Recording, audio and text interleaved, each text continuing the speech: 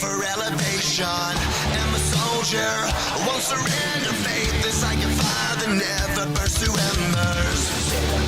The voice of the unheard. Love is the answer. I gotta speak it, believe it, that's how I feel inside. I can't sit here quiet. You can take my heart, you can take my breath when you pry it from the cold dead chest. This is how we rise up. Heavy as a hurricane, louder than a freight train. This is how we rise up. Heart is beating faster, feels like thunder. Magic static, call me a fanatic. It's our world, they can never have it. This is how we rise up. It's our resistance, you can't resist us.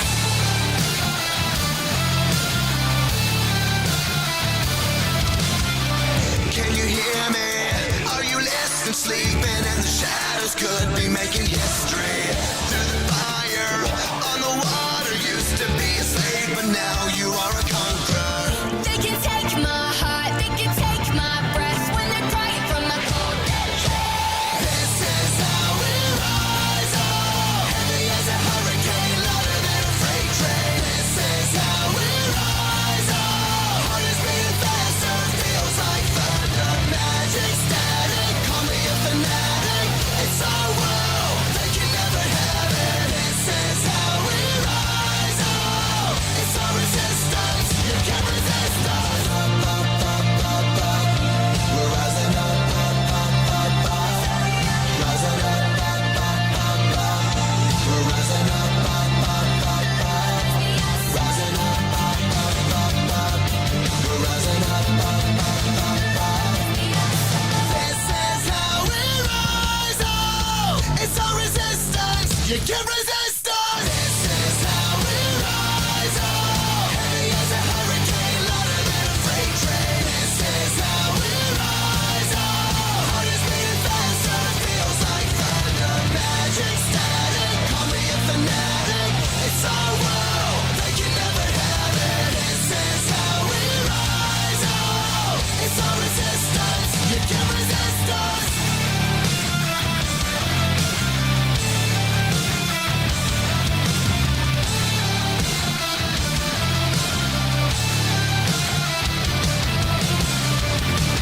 And welcome everyone to another episode of Straight Talk with Joe Vollano. I am glad you are here.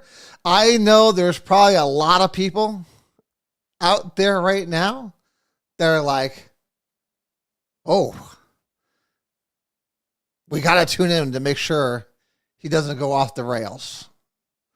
So, let's go through the formalities first before we dive right into everything else. I am your host, your guiding light, Joe Vollano. I am here to make the complicated less complicated, the fuzzy and all the nonsense that you hear going on in the city. I make sense for it. I make sense of all of it for you and try to relay it in the most common sense way.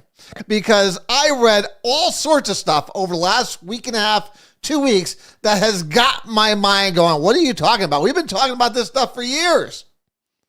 We've been talking about this stuff for years, whether it's issues with the budget of the Board of Ed, whether it was, the article, the opinion piece from Jeff Kurtz, who apparently has been sleeping under a rock for the last 4 or 5 years. I mean, all these things. The chickens are coming home to roost over at the Board of Education with their budget.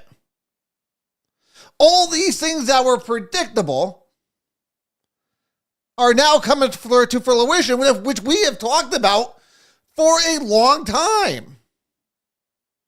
But, as I said, there are probably some nervous Nellies out there right now, because if you have not heard yet, yours truly is now the chairman of the Republican committee here in the city of Meriden.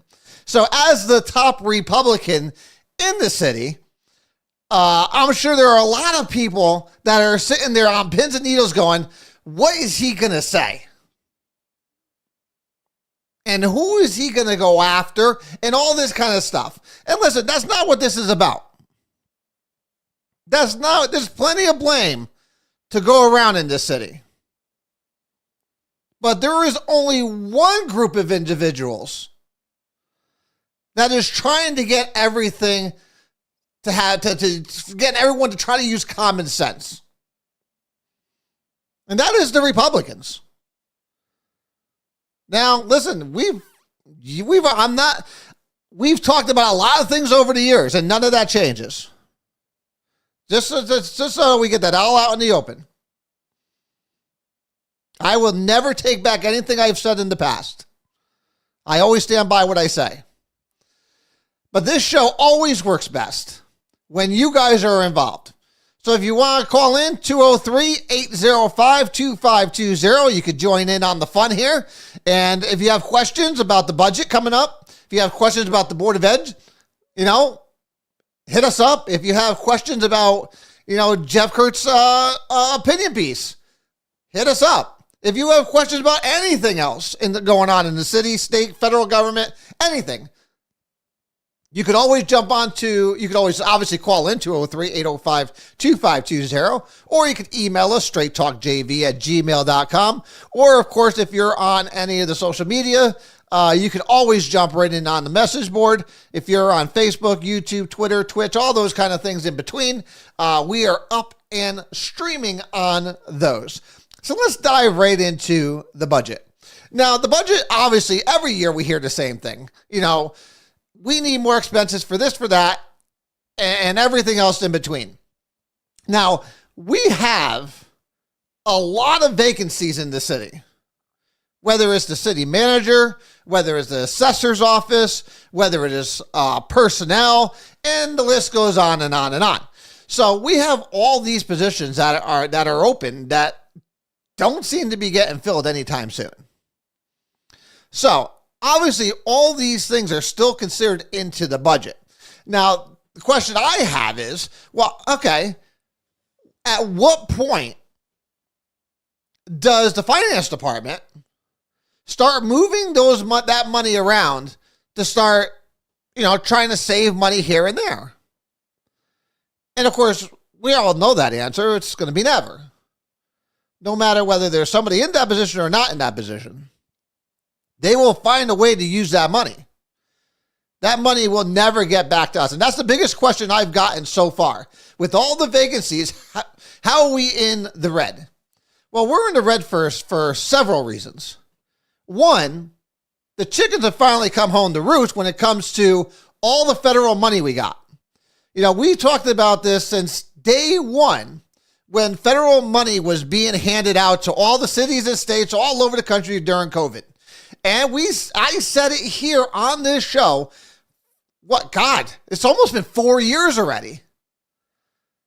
That don't get used to this money. And all of this money should be used for one-time projects and temporary positions. Because at the end of the day, we're not going to be able to afford it once that money runs dry. And ladies and gentlemen, today is that day. The money has run dry because it was only meant for 3 years. But as with anything in this city, anytime they start something, they never want it to end. And at the end of the day, I told you this 4 years ago, be wary of what they are passing because we are not going to be able to afford it after the money runs dry. And if anything holds true, as it has in the past, the city council always tries to push the cost onto the taxpayer when that money runs dry. And today, and again, this is no different. Same thing with Board of Ed. All this money that was given to the Board of Ed during COVID is now no longer. But yet they want to keep all those positions they created during the pandemic. And trust me, Meriden is not the only city here. If you saw up in Hartford, they're cutting over 400 positions in the Board of Ed because they are in the same position. That money is no longer there, so those jobs have to go. It's the same thing in Meriden. Now, I will give Meriden Board of Ed this. We have had a lot of people coming into the city that needs educational services. There are, I think, over 300 new students in the Board of Education right now, as of, the beginning of this year, that were unanticipated. And we all know why that is. It's because of Joe Biden's and the Democrats' open border policy. We think it's never going to affect us here. And it is.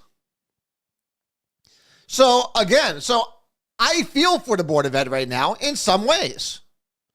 Now, for me, I think the Board of Ed has a perception problem. I think the perception of what they're doing is off, and I'll explain why. Some of it is their own doing. A lot of it is of their own doing. But for this particular subject, there is nothing the Board of Education could have done to prevent what is happening now with the overcrowding of the school. And again, a lot of these students that are coming in don't speak English. So they need the special services that go along with it. The Board of Ed cannot deny them. We are a public institution.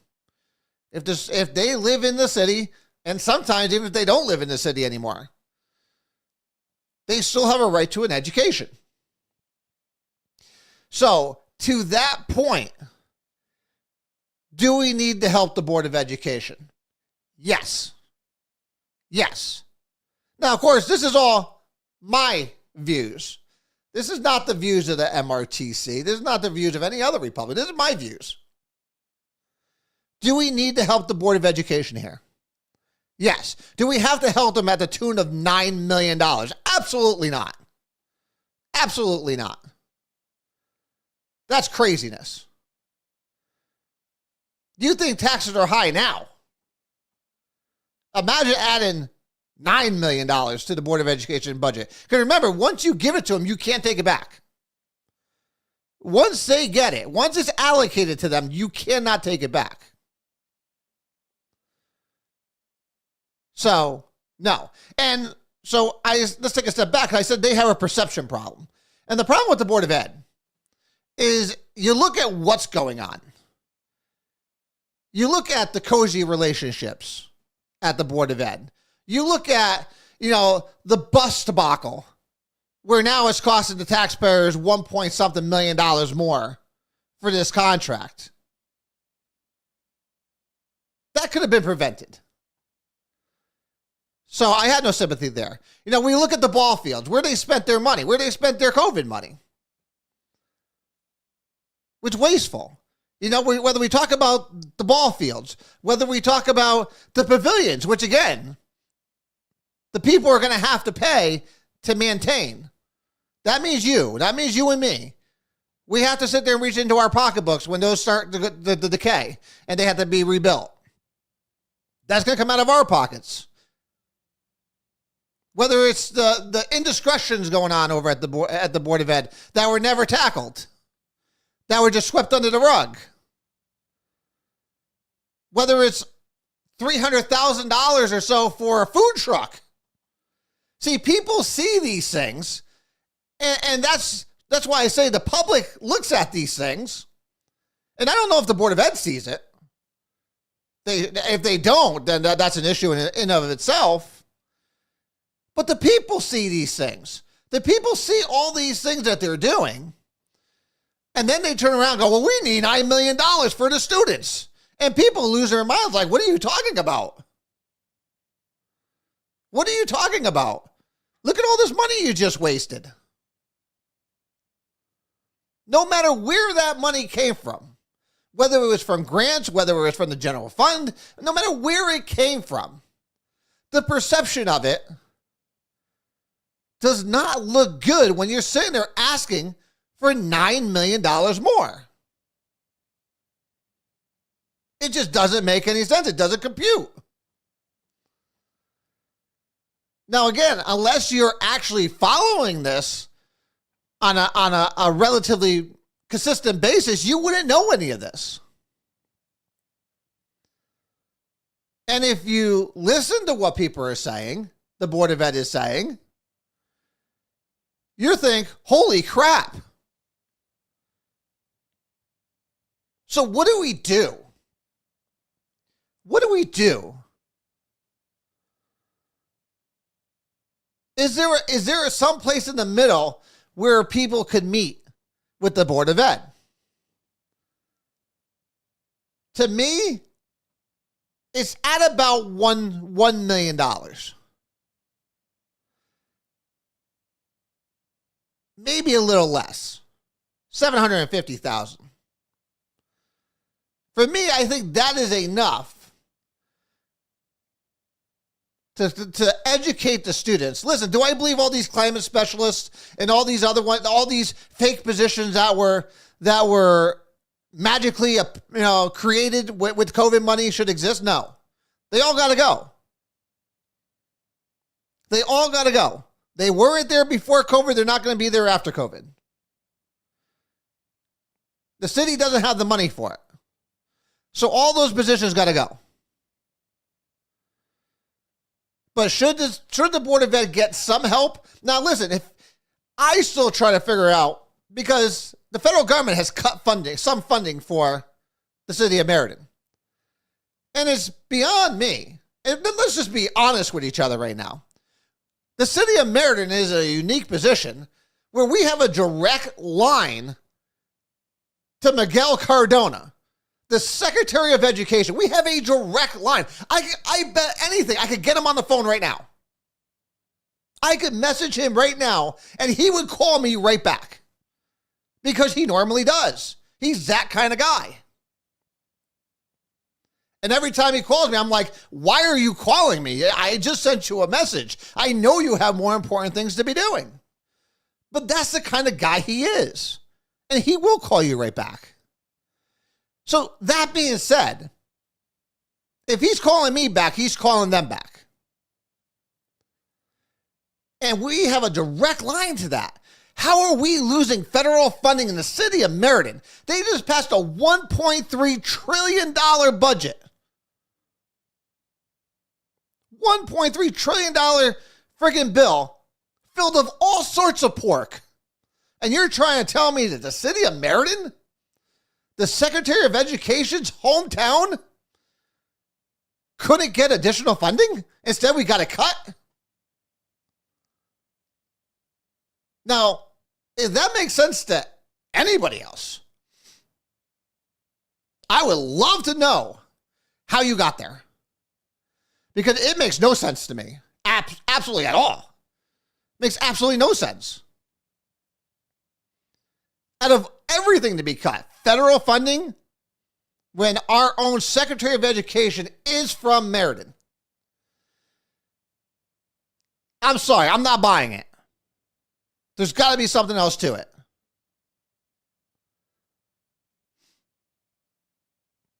Especially when it's the federal government's policies that are creating the mess here in the city of Meriden. And trust me, it's the state and the far left liberals in Meriden that's not helping the cause. But we'll get into that in a couple minutes. But this in particular is mind-boggling to me.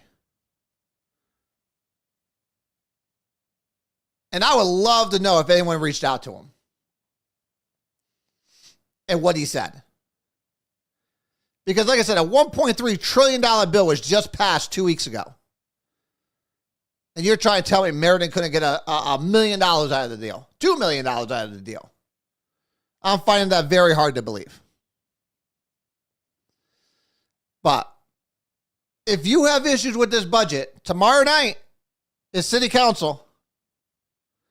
So I suggest everyone show up.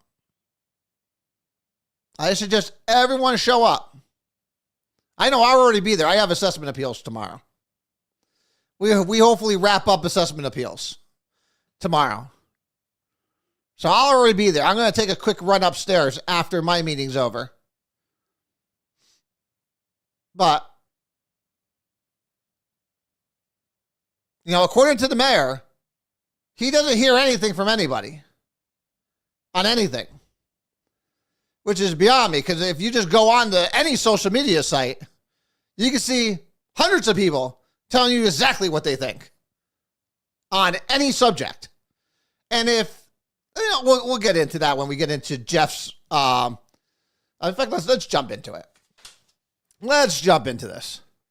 So this was an article. Well, not an article. This was an opinion piece from Jeff Kurtz. I believe I'm saying his name right. Kurtz. Again, now I look at this piece and I take it from, knowing Jeff and knowing, where his things slant to. He slants left, obviously. He's a liberal.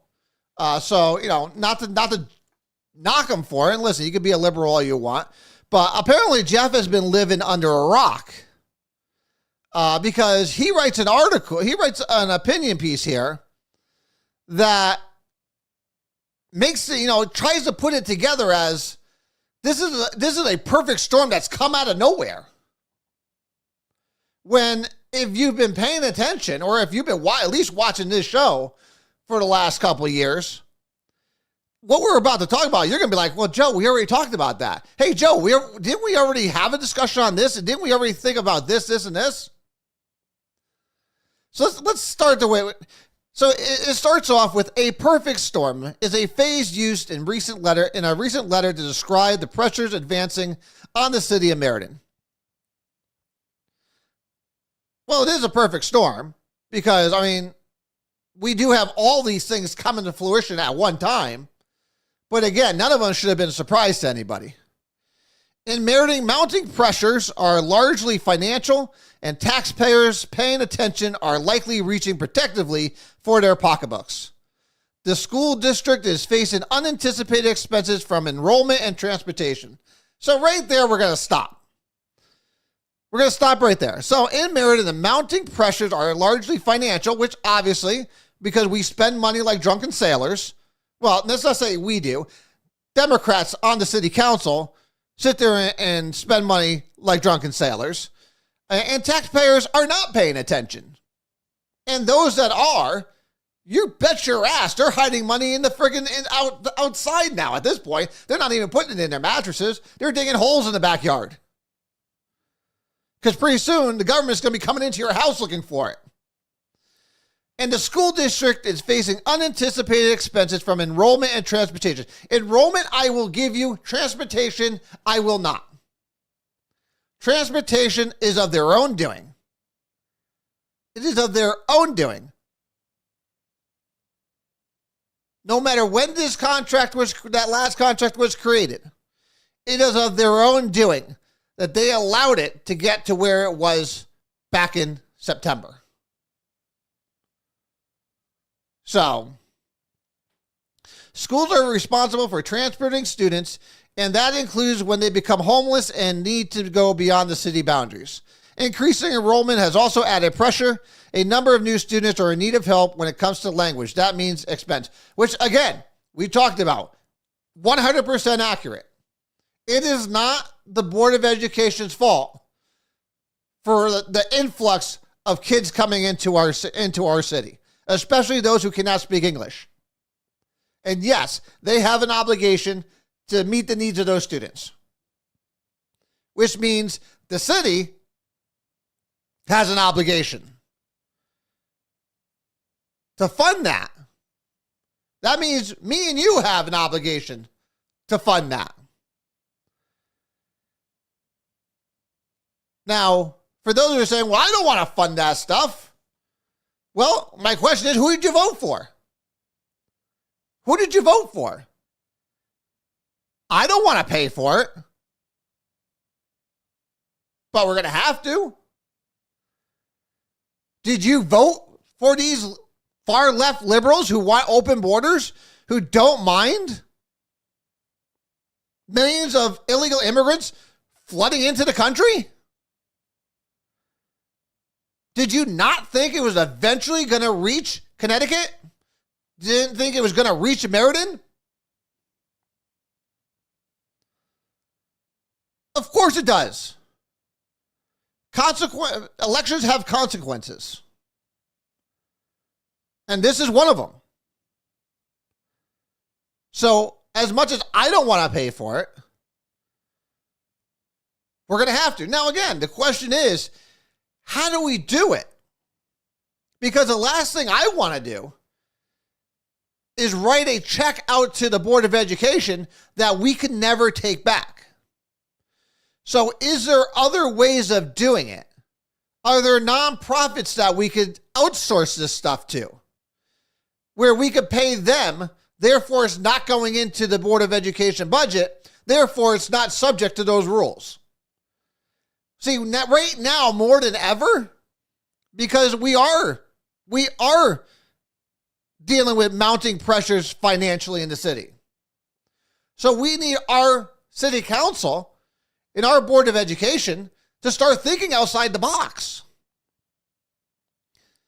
How do we solve this problem that has been pushed upon us in a way that's going to be beneficial to the students and to the taxpayers?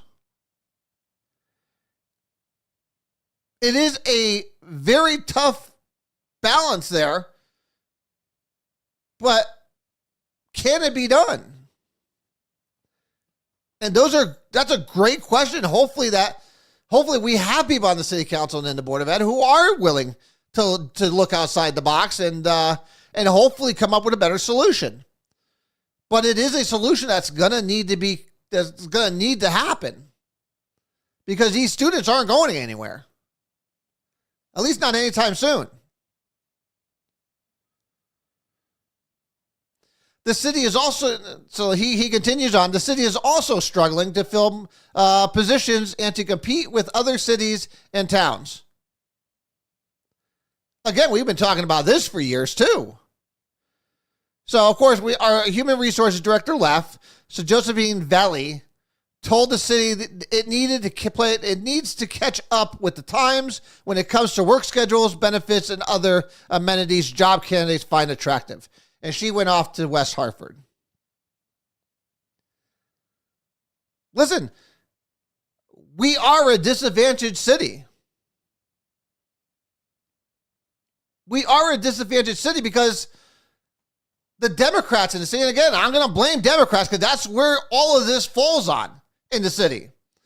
Democrats, far left Democrats like Sonia Jelks, Cortez, Nicole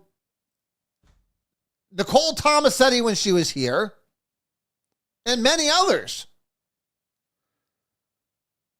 who love affordable housing, who absolutely adore affordable housing. Jeff mentions it as one of the pluses here in Meriden. See, Jeff, because again, Jeff is a liberal. Jeff thinks that's the greatest thing in the world. Well, we're at 17% affordable housing. Look at us. Look how great we are. But then also sits there on the other side and has to tell the truth that places like Wallingford and Berlin are succeeding. Yeah, because they're not saturating their town with affordable housing. Which again, listen, let's just not bullshit each other. Affordable housing means low income, which means they have no disposable income, which means they can't sit there and spend money. They don't have it. So I don't see how Jeff is sitting there touting on what a great success that is. You can't revitalize a city based on affordable housing. This is how we got into this mess to begin with, because this city and the city council and the mayor is addicted to state and federal money. And when it runs out, like it has now, they want to continue this gravy train, but they can't afford it. So they're going to screw the taxpayer. That's basically what's going to happen. That's basically what has happened over the years. None of this stuff is rocket science, ladies and gentlemen. None of it's rocket science. This is all pretty straight economics 101.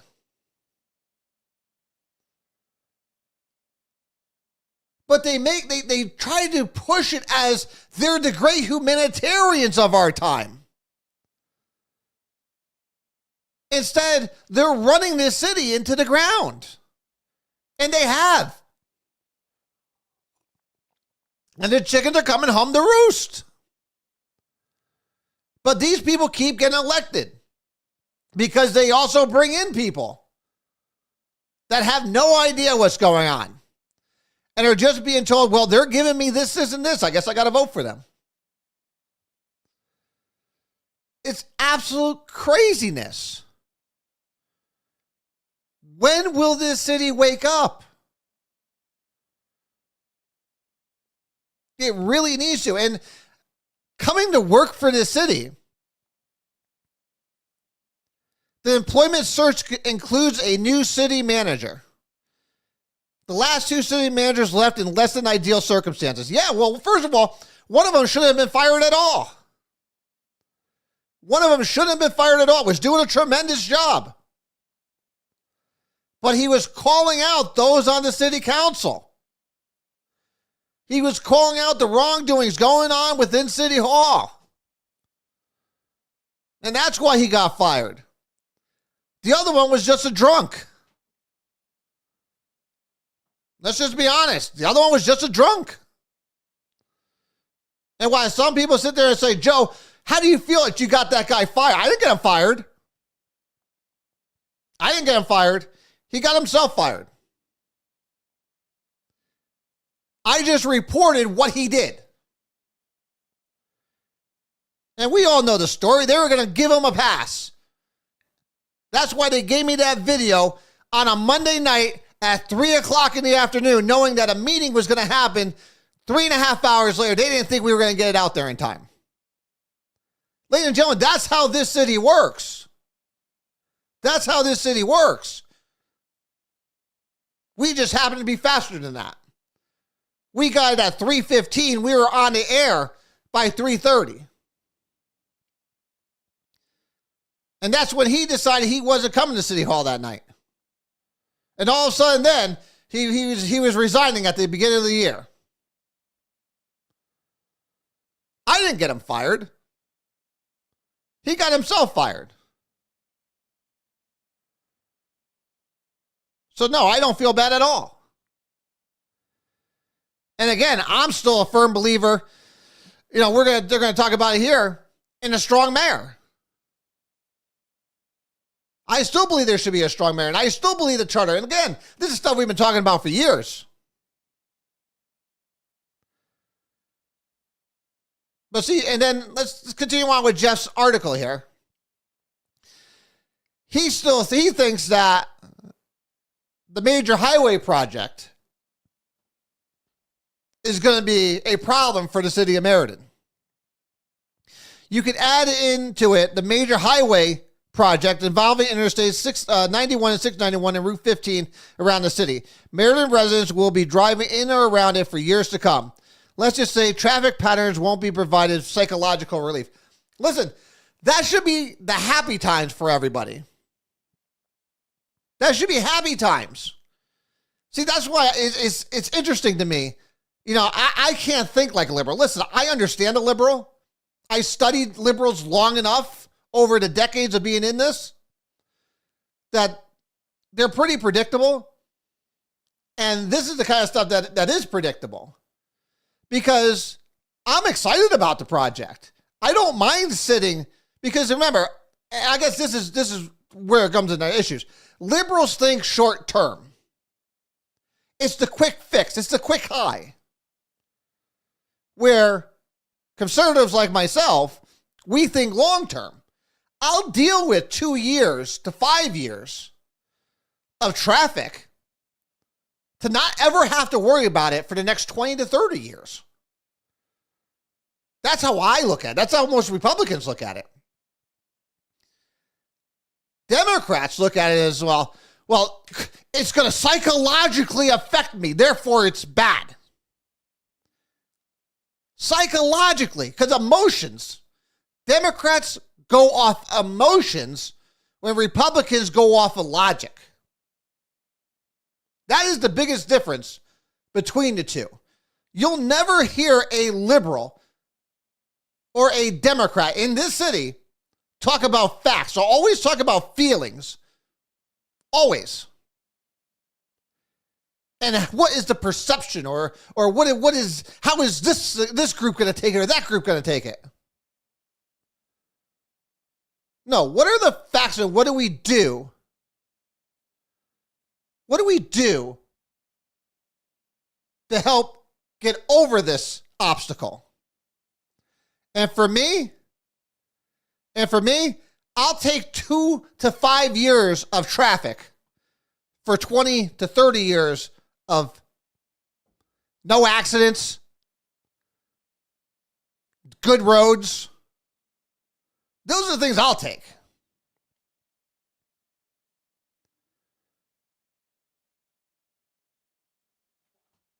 So what are the good things that he sees going on in the city? It's worth noting out that these signs of progress and improvement, the effort to stop the Harbor flooding, okay, nobody wants flooding, even though we still get flooding down there. And again, please, for you liberals out there, for the Democrats, like Mike Rohde, who's going to come on and go, well, it only flooded for a day. Or it only flooded for a couple hours. Go tell that to the people with water in their basement. Because I tell you what, even when it recedes off the street, that water is still sitting in their basement. The damage is already done. But Mike Rohde loves to say that. There's also a new senior center on the way. We're going to get into a little bit more of that later. Because I love watching who takes credit for that. Merida's commitment, this is a plus. Merida's commitment to affordable housing is also a major plus, particularly since so many Connecticut municipalities find it so difficult. No shit, because it costs a ton of money and it takes away your base tax, your tax base. There's no disposable income.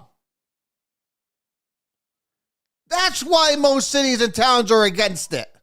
That's why most cities and towns are at like 5%.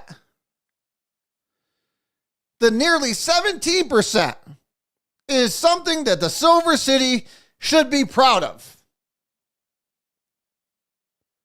What are you talking about? The city of Meriden is doing its fair share when it comes to affordable housing.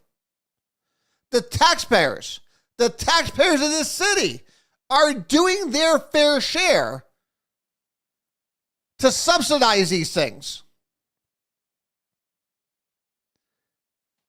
And you're wondering why outside of Meriden is doing so much better. Jeff, did you ever stop? And Jeff, I'm serious about this. I wish he'd come on the show. I would love to sit there and have a one-on-one discussion with him. I know that'll never happen. He can't truly believe that. He really can't sit there and say, our 17% affordable housing is something to be proud of when our economic standing is in such dire distress. But then looking on the outskirts, which he already admits is flourishing, first of all, under Republican rule for both of them, under Republican administrations, they're succeeding. Jeff, you got to stop and think for a second. Gee, what's the variable here? It's liberal policies. And you can't say it can't be done because we could go no more than 10 minutes up the road to New Britain. And listen, I'm no Aaron Stewart fan, but she's doing a damn good job up there. And she ain't doing it with affordable housing.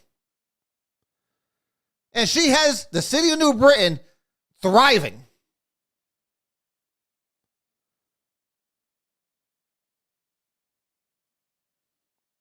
It's craziness to me.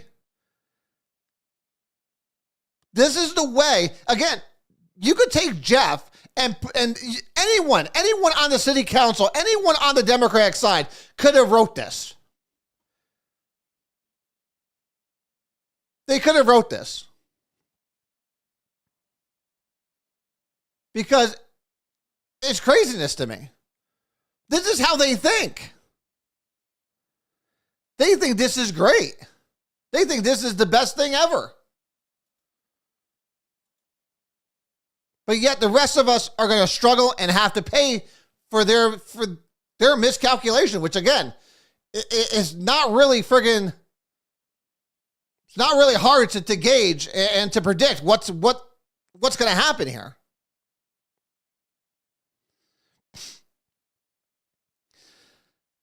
So a lot of the challenges are also not unique to Meriden, a point offered by Mayor Kevin Scarpati. There's plenty to worry about at the world, national, and state level. Yeah, all to do with Democrats.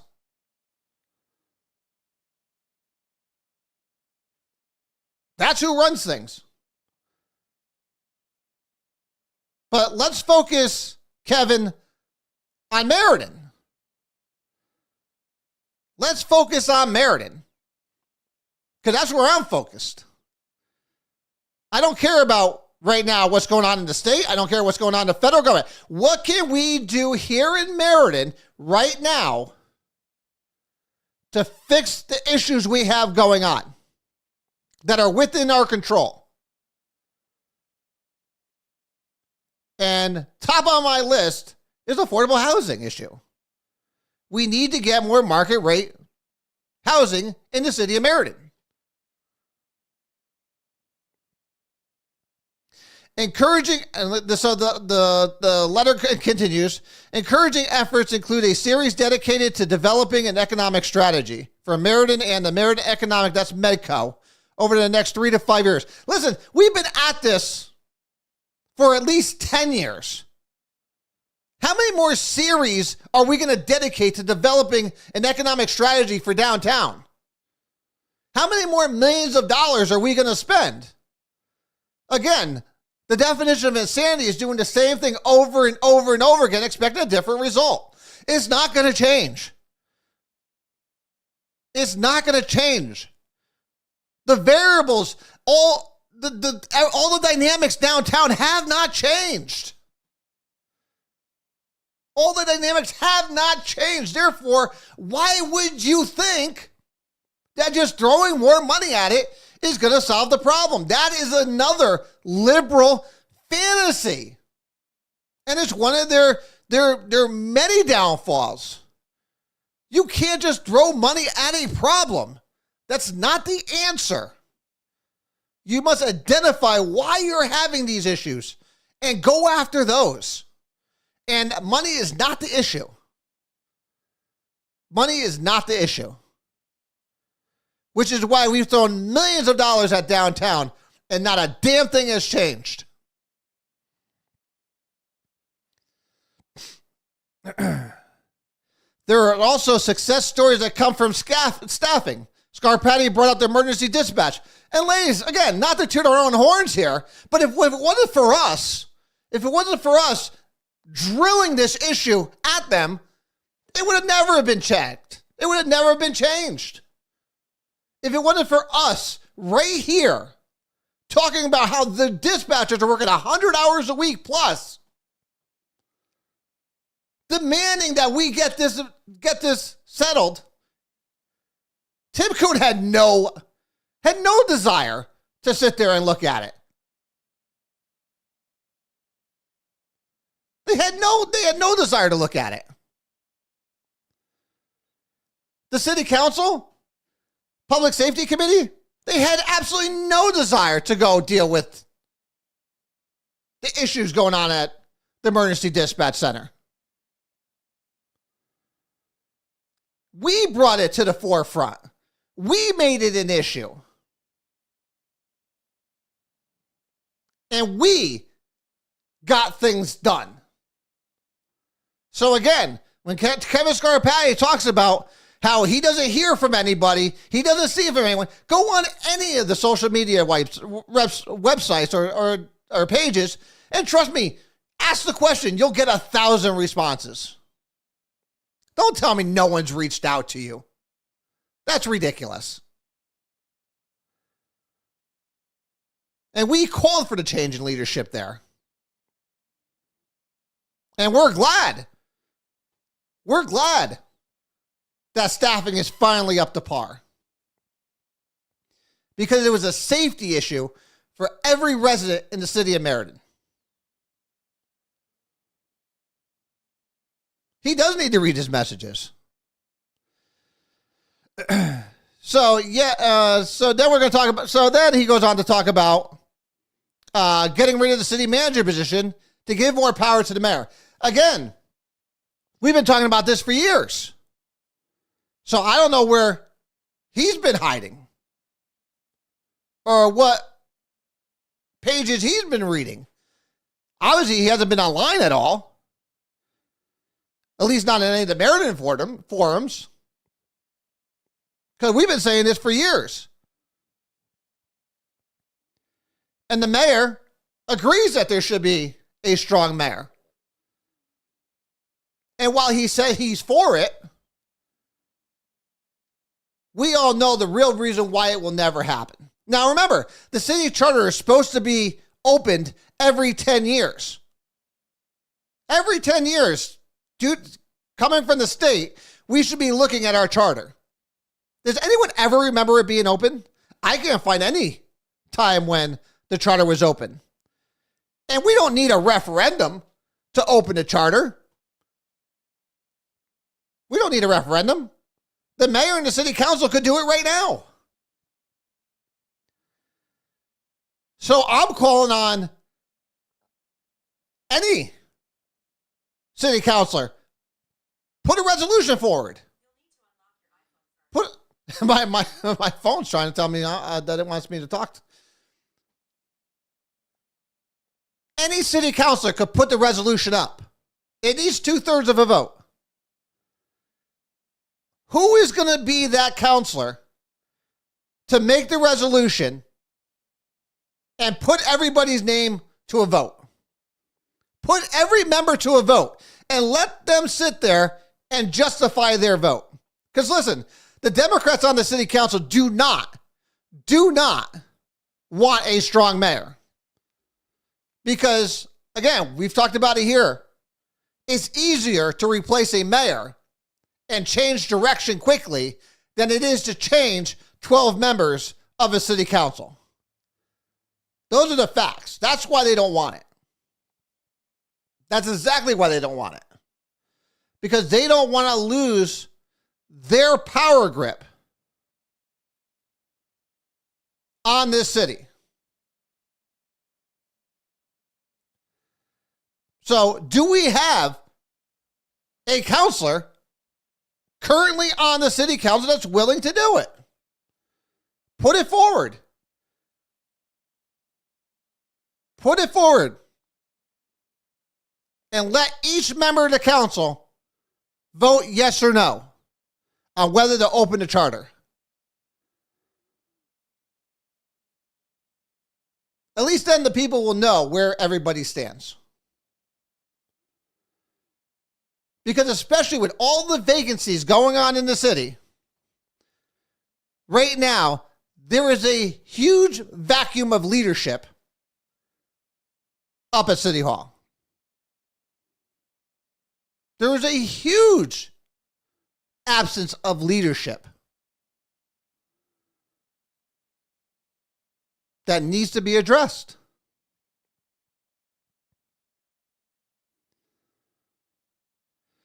Let's continue on. Let's see. So the unaffiliated Scarpati, I love when they say that, unaffiliated Scarpati. He's a Democrat. So the Democrat Scarpati makes the argument for a strong mayoral approach more agreeable because he's done such a good job with the ceremonial role granted to the position. He's used his limited powers to great effect, as in the pandemic relief spending. Well, he wasn't part of he's not spending the relief money. They have a whole committee that does that. And his prodding of the committee to keep moving forward on the senior center. It's fair to say, and this is where I laughed the most, it's fair to say that were it not for Scarpati, there would be no new senior center coming from Meriden. Not bad for a mayor with no power. What are you talking about, Jeff? What are you talking about? Democrats and the mayor have been absolutely silent on the senior center for the last 6 years.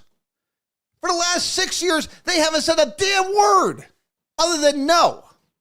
It is Republicans in this city that has been pushing from day one for a new senior center. It is Republicans who have been on the campaign trail continuously for the last 6 years, pushing for a new senior center / health center. And they have met resistance every time. Now, all of a sudden, Kevin Scarpati, the great mayor, is all of a sudden now the reason why we're getting one? What are you talking about? Dan Zabrowski has been talking about this for even more than 6 years. You had Isabel. You had Kaiser sitting there talking about it all through her campaign. You had Elaine Curiai talking about it for the last 4 years. What are you talking about, Jeff? Where the hell have you been hiding? And obviously you did no research on this, or you know damn well that it was Republicans pushing for the new senior center. Now all of a sudden the mayor got it going? Listen, whatever you got there, buddy, give me some, because that must be some good stuff. That's craziness. The fact that you honestly believe that. I can't imagine you actually believe that. Scarpati told me his view of the mayor's role is now different than when he first started the mayor 9 years ago. At the time, the city manager was Lawrence Kenzier. That was 3 city managers ago. I believe at that time we had good checks and balances on place. Are you serious? Mike Lupkis and Larry Kenzier were cooking the books for years. For years. How these people say this with a straight face is beyond me. Maybe because they think that you guys are so stupid that you're not going to pay attention, that you're not paying attention. We've talked about it. All these little pet projects that have been open for 5 to 10 years that Guy Scaife found. All these pet projects that have been open for 10 or 15 years after they've been completed, still being funded. One of the reasons why Guy Scaife got fired.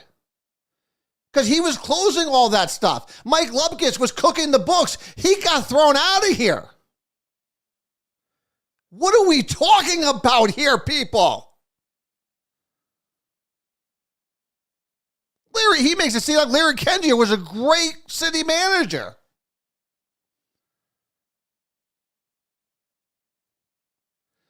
Absolute crazy to me. We had a good checks and balances in place. The city council was like 10-2, 11-1 during Larry Kenzier, even sometimes 12-0.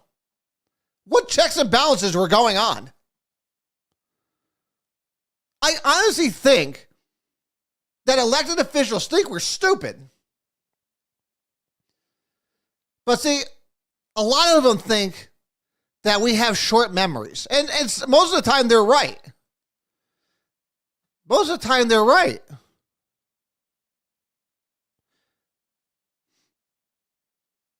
I don't. I have a very good memory. I have a very good long-term memory. And again, I don't know how Kevin says it.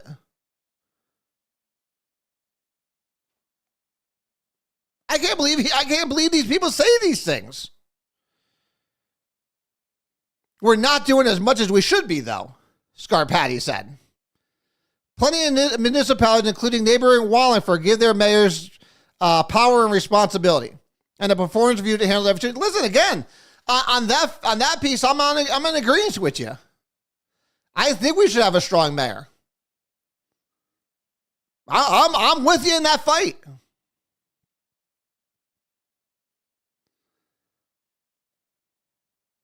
It's just beyond me. It's crazy. But Scarpati continued. In the meantime, there are pressing concerns. Scarpati said public involvement is crucial. Far too often we aren't hearing directly from the public in any shape or form. What are you talking about? You're on all the forums. You see what we're talking about. You just don't like what's being talked about. So you put your earplugs in, you put your blinders on and say, no. I didn't hear nothing, didn't see nothing. Therefore, it didn't happen. It means more when residents attend meetings and come in and tell us their story and their concerns. I'm sorry, Mr. Scarpati. They're working 2 to 3 jobs just to afford to live here. They don't have time to come to meetings. They're too busy worrying about where their next meal's coming from. They're worried about how they're going to make their next water bill, their next sewer bill, their next car payment, their next car tax payment, their next property tax payment. That's what they're worried about. They ain't got time to be coming to no meeting. But they come here to social media. And I know you see it.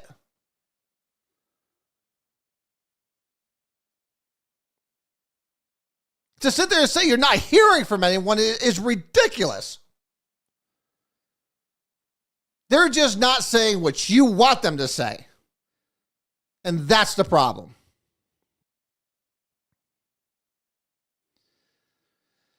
It's crazy to me. Crazy to me.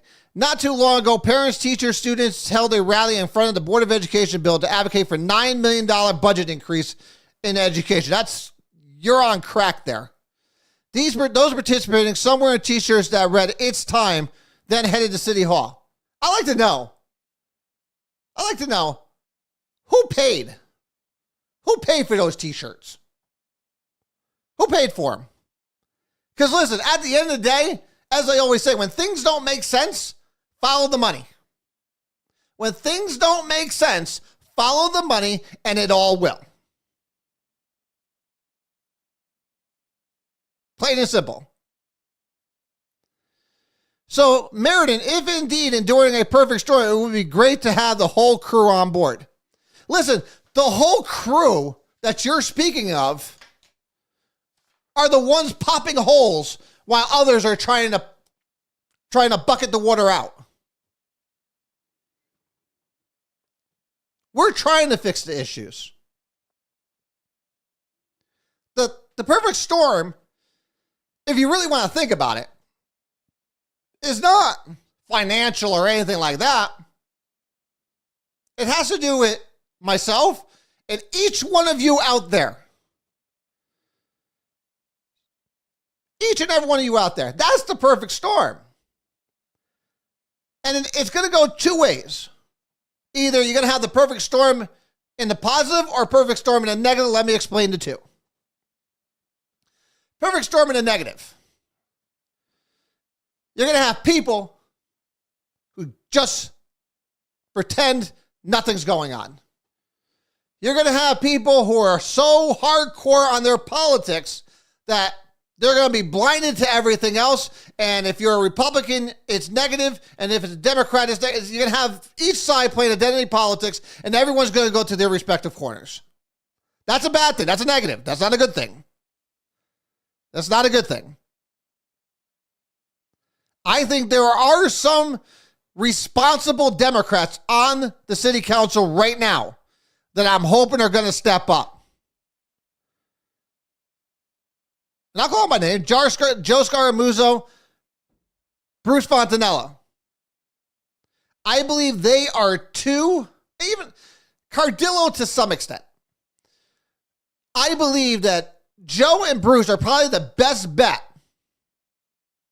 at saving this city. And me and Joe sat here for almost 2.5 hours, if anyone remembers, during the election season.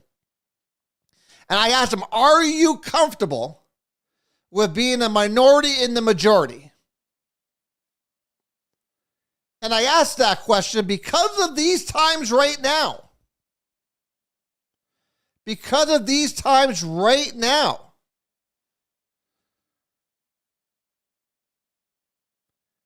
This is when all of that is going to be tested.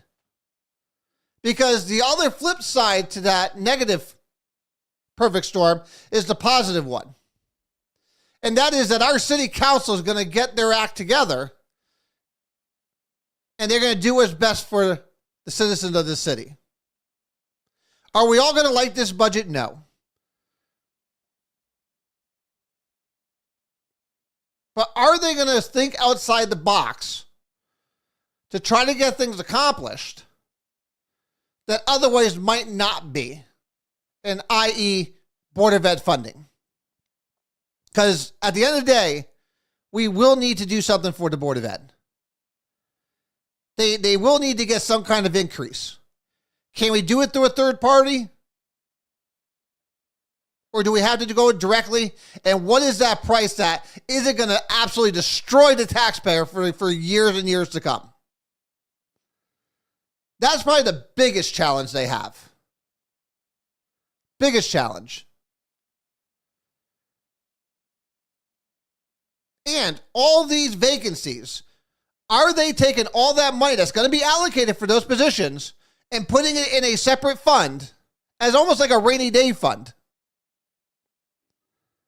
I sure hope so. Because if you just leave it in the general fund and leave it to those departments, that money is as good as gone. Even if nobody is there.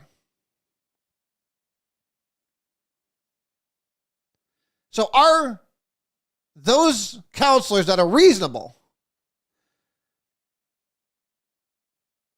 going to turn around and help out and turn this into a positive? Or is everyone going to go to their corners and the taxpayer gets screwed once again? We're going to find out. We're going to find out. I'm hoping that stronger heads prevail and the 12 counselors come to work together. Because right now, it's the taxpayer's only chance of getting screwed.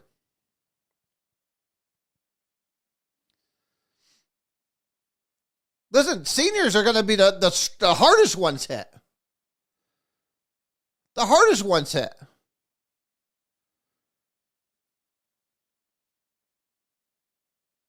But there has to be a reasonable budget. There has to be a fiscally responsible budget put forth. And we're going to find out in the next couple of weeks on what that budget looks like. And then we're going to talk about it. Once we get a final budget, we're going to sit here and we're going to talk about it. And we'll go through it. I'm hoping Republicans put out their own budget. If we don't get a solid budget here, I don't know why Republicans wouldn't put out their own budget.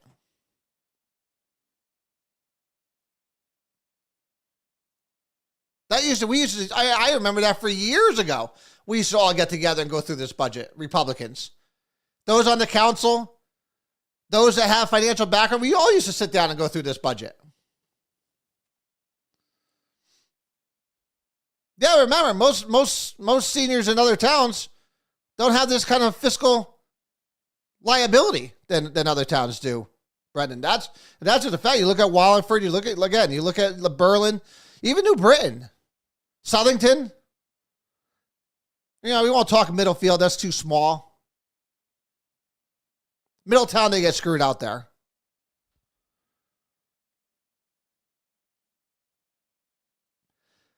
It was just an interesting article to read.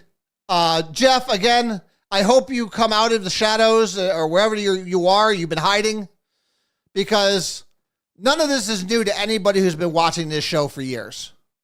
All this stuff we've been talking about continuously for at least 4 years. But apparently the Record Journal is just coming to the epiphany that this is happening out there. So it's absolutely craziness. But listen, if anything we could all agree on right now coming out of this is that we need a strong mayor in the city of Meriden. We need a strong mayor in the city of Meriden quickly. And again, I'm calling on city councilors. All it takes is for one of you to put up the motion and another one to second it. Make people put their names on a vote. Who is for opening the charter, who is not? It is a state, first of all, it's a state requirement to do it. And I've been here 18 years. I've never seen it opened. Ever. It's time to make it happen. It's time to make it happen. With that, I digress. Well, like I said, it's been a while. I'm glad we were able to do this tonight. I read this article last night, or was it early this morning? And it's probably early this morning because I read it while I was just waking up. And I was like, oh my God, we got to do a show on this. I don't know. Again, I don't know. I know the Record Journal's a little slow to the times and getting on with things, but I didn't know they were this bad.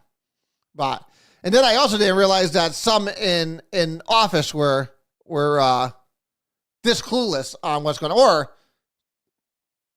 deceptive, I guess, because people have been talking for years about these issues. So to try to take credit for yourself, I think it was hilarious to watch. But again, they're taking it that people are stupid. But we here on Straight Talk with Joe Vollano, we are not stupid.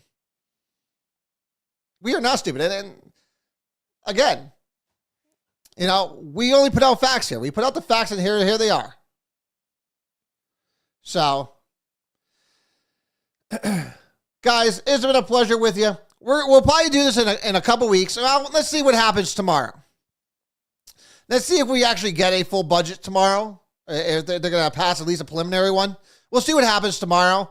If they do pass one, I'll take a quick look at it over the week, and we'll probably meet up again next Sunday to go over it.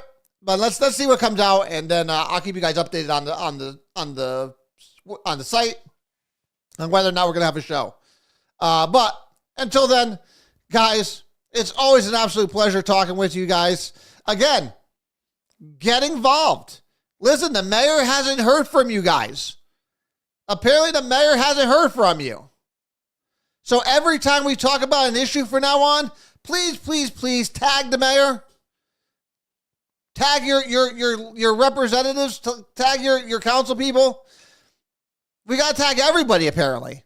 Because apparently we're not talking about anything. So, until next time, guys, I love each and every one of you. Remember, be kind to each other. It's okay to disagree. Listen, I don't agree with a lot of things Democrats do, but yeah, I don't hate them personally. I like them all. Eventually, we're going to turn everybody into Republicans, though, around here. I don't know if it's going to be because of our doing or the liberals just collapsing on themselves and people just them pushing everybody away. One way or another, we're going to turn everyone into Republicans, and we're going to turn this city red once and for all, and we're going to make some positive changes in the city. So I think most of the people that were a little cautious when we started the show, I think probably a little bit more relieved now that it's over. Look at that. See, I didn't have to come after anybody tonight. Well, almost not everybody. But until next time, guys, again, if you've never been to a Republican meeting, if you're a Republican in the city, in 3 days on Wednesday at 7 o'clock over at the Augusta Cultural Center, we have our monthly meeting. By all means, feel free to come. Feel free to come. This Wednesday, 7 p.m., Augusta Culture Center. If you're a Republican, you're an unaffiliated, thinking about wanting to be a Republican, hell, if you're a soft Democrat who's thinking about, maybe the Democratic Party has left me behind, which, again, I know a lot of you have. I know I talked to a lot of you Democrats that feel that your party has left you behind. I get it. Come listen. Come listen to what we got to say. I think you'll be pleasantly surprised. And again, one of my big things for things that I want to tackle as chairman over at the Meriden Republicans is outreach. I want to sit there and meet with everybody. I want us to go out there and be everywhere. The more engagement we have with you and everybody else, the better. I think just having dialogue and conversations about what's going on in the city. Let's leave the federal stuff behind. Listen, we could all sit there and crack on Joe Biden and crack on Donald Trump all day long. There is no Republican who thinks like a Democrat. If it is true, if that is the case, they're a Democrat. They're not a Republican.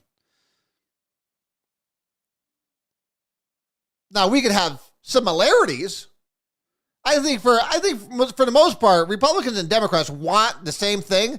We just have very vastly different ways of getting there.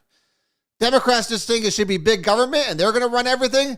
And Republicans believe get government out of here. The smaller government, the better. But having the conversation is good. Never be afraid to have a conversation with those who don't agree with you. That's the only way to grow. It's the only way to understand the other side. That's why I read so much that liberals write. Because I try to figure out where they're coming from. I'm still trying to figure out where Jeff was coming from. Like I said, he was in a rock somewhere, in a cave somewhere. He was hiding somewhere. But he finally came out and realized, holy crap, look at all this stuff going on. But guys, again, until next time, I love each and every one of you. So I will see you guys hopefully next week. So other than that, guys, I love you. God bless you. Of course, as always, God bless this amazing country of ours. There is no place like it in the world. Love each and every one of you. Talk to you later.